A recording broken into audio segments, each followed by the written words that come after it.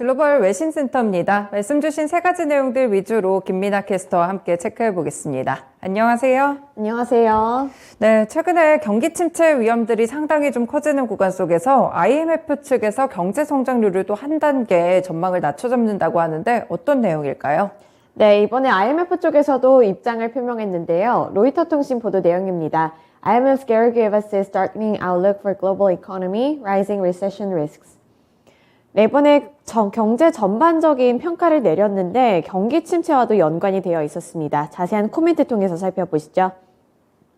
크리스탈리나 게오르기에바 IMF 총재가 내년도 세계 경제 성장률 전망치를 내리겠다고 예고했습니다. 코로나에 이어 러시아의 우크라이나 침공, 그리고 세계 곳곳의 기후재앙에 따른 충격이 매우 크다고 평가하면서 이 같은 상황을 반영해 기존 2.9%에서 내려잡을 것이라고 말한 건데요.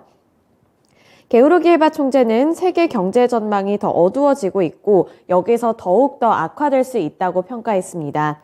특히 세계 경제의 약 3분의 1을 차지하는 국가들이 올해나 내년에 최소 2분기 연속으로 후퇴할 수 있다고 내다봤는데요. 성장이 긍정적일 때조차 실질 소득의 감소와 함께 물가 상승으로 인해 경기 침체처럼 느껴질 수 있다면서 이러한 부분이 우려스럽다고 평가했습니다. IMF 쪽에서는 지금부터 4년 뒤까지 세계 생산량이 약 4조 달러, 우리나라 돈으로 5,600조 원가량 감소할 것이라고 보면서 앞으로의 전망을 조금 어둡게 평가했습니다. 네, 이렇게 세계 경제 성장률 전망치가 조금씩 낮아지고 있습니다. 아무래도 대내외 환경적으로 좋은 부분들이 없다 보니까 이렇게 낮춰잡고 있는 것 같은데요. 실제로 어떤 수치를 제시하게 될지는 나중에 조금 더 추가적인 소식들 전해드리도록 하겠습니다. 네, 두 번째 소식 넘어가 볼게요. 이제 매주 주간 실업수당 청구 건수가 발표가 되는데 이번 수치는 어땠나요? 네, 이번에도 높기는 높았지만 그래도 해석에 따라 좀 달라질 것 같습니다. 더 월스트리트 저널 보도 내용이고요. US jobless claims rose last week but remain historically low. 네, 이번에 실업수당 청구 건수가 어떻게 나왔는지 자세한 수치부터 살펴보겠습니다. 과열된 미국 노동시장이 다소 진정될 조짐을 보였다고 평가하고 있습니다. 미국 노동부는 지난주 신규 실업수당 청구 건수가 2만 9천 건 증가한 21만 9천 건으로 집계됐다고 밝혔는데요. 이는 전문가의 예상치인 20만 3천 명을 웃도는 수치입니다.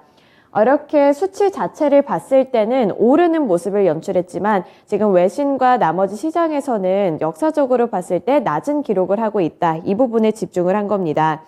따라서 과열되고 있었던 미국 노동시장이 이제는 조금씩 진정되는 기미를 보인다고 평가한 건데요.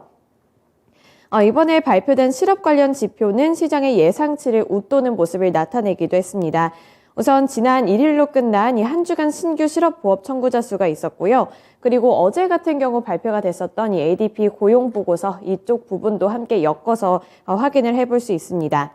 우선 물가를 잡기 위해서 세 차례 연속으로 자이언트 스텝을 밟고 있는 연준 쪽에서는 과열된 노동시장이 진정될 필요가 있다는 입장인 만큼 이번에 나타난 이 지표가 좀 중요하게 작용될 수 있는데요. 미국의 실업률은 아직도 50년 만에 최저 수준을 유지하고 있다는 점에 집중을 하게 됐다는 점을 기억을 하셔야겠습니다. 네, 이렇게 생각보다 컨센서스보다 좀 높은 실적이 나타났는데 그렇다면 연준의 행보에도 영향을 주게 될까요? 네, 여기서 만약에 연준 쪽에서 금리 인상을 어떻게 할 것인가 이 부분이 가장 중요할 것 같은데요. 오는 7일에 발표되는 비농업 부문 신규 고용 등 이 고용 보고서는 연준의 행보에는 큰 걸림돌이 되지 않을 것으로 진단하고 있습니다. 시장에서도 이미 일정 부분 고용이 둔화됐을 것으로 예상하고 있기 때문인데요. 시장의 참여자들은 미국의 9월 비농업 부문 신규 고용자 수가 약 25만 명 정도 늘어날 것으로 보고 있고 또 8월 신규 고용자 수는 31만 5천 명에 달했다는 부분에도 집중을 하고 있습니다. 또 9월의 실업률은 전월과 같은 3.7%로 전망되는 가운데 지금 시장 자체로 봤을 때는 연준의 긴축 행보가 지금 급작스럽게 바뀌지는 않을 것으로 평가하고 있습니다. 네, 그렇군요. 아직까지 연준의 행동에 큰 영향을 주기는 좀 어려워 보이는데 일단 우리 시간으로 봤을 때는 오늘 저녁쯤에 고용 보고서가 발표가 됩니다. 이 수치가 또 상당히 중요하게 연준의 행동 그리고 앞으로의 이런 경기 침체를 우려하면서 금리 인상을 가느냐 이 부분에 영향을 줄 수 있기 때문에 추가적인 이런 소식들도 확인해 보시면 되겠습니다. 마지막 소식으로 넘어가 볼게요. 네, 미중 갈등 여전히 좀 지속되고 있는데 이번에는 어떤 소식일까요? 네, 이번에는 반도체와 관련해서 미국과 중국 간의 관계가 설정이 될 것 같습니다. 블룸버그 보도 내용이고요. Secretive chip startup may help Huawei circumvent US sanctions. 이번에 화웨이 쪽에서는 반도체를 자체적으로 생산하려는 어떤 움직임을 나타내고 있는데요. 자세한 기사부터 살펴보겠습니다. 중국의 통신장비 업체 화웨이가 국가 안보 위협을 이유로 미국 정부의 블랙리스트에 오르면서 어려움을 겪고 있는 가운데 무명의 스타트업을 키워 우회적인 방법으로 제재를 돌파하려고 한다는 소식이 전해졌습니다. 화웨이 본사 인근에 반도체 공장을 건설하는 건데요. 아시다시피 미국과 중국 쪽에서는 지금 반도체 기술을 두고 좀 팽팽한 긴장감을 유지를 하고 있습니다. 여기서 화웨이 쪽에서는 이제 반도체와 관련해서 자체적인 생산에 돌입하려는 움직임이 포착이 되고 있는 건데요. 현재 화웨이 본사 인근에 반도체 공장을 건설하고 있는 무명의 스타트업이 포착이 된 겁니다.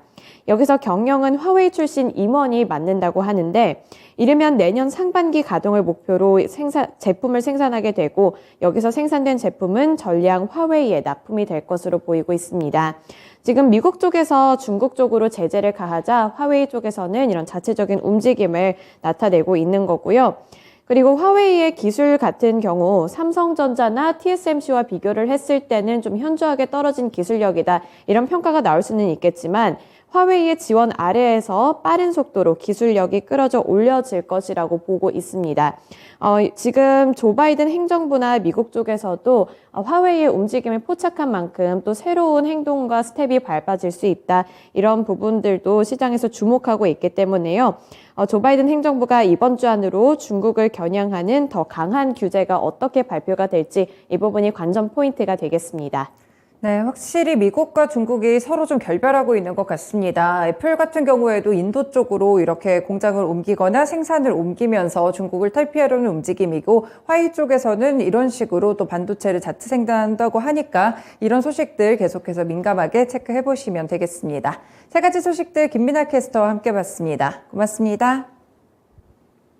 지금까지 글로벌 외신센터였습니다.